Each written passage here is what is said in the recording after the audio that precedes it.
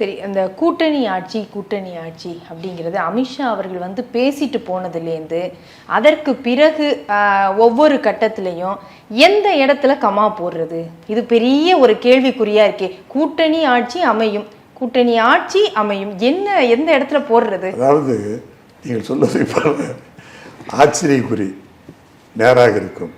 அந்த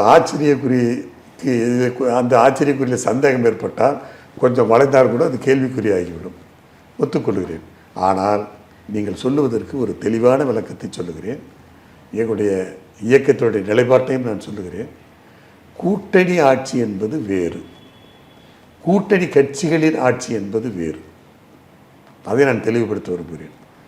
கூட்டணி ஆட்சி என்பது ஒரு தேர்தலை பல கட்சிகள் சேர்ந்து கூட்டணியாக சேர்ந்து ஆட்சி அமைக்கிற அந்த சூழ்நிலை.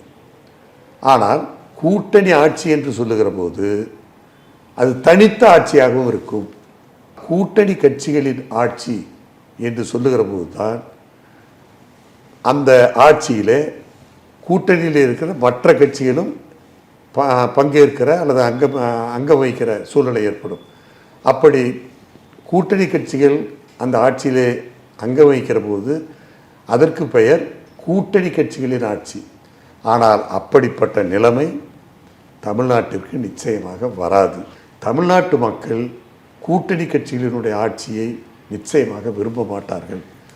எனவே தமிழ்நாட்டு இந்த 2026 தேர்தலும் யார் எதை சொன்னாலும், யார் எப்படி ஆசைப்பட்டாலும் நிச்சயமாக அனைத்து இந்திய அண்ணா திராவிட முன்னேற்ற கழக ஆட்சி தான் இங்கு அமையும். எங்களுடைய கூட்டணியில் அங்கம் பெறுகிற மற்ற கட்சிகள் வெளியிலிருந்து எங்களுக்கு ஆதரவு தருவார்கள். அதுதான் நடக்கப் போகிறது. எங்களுடைய பொதுச் செயலாளர் எடப்பாடியார் தான் முதலமைச்சர்.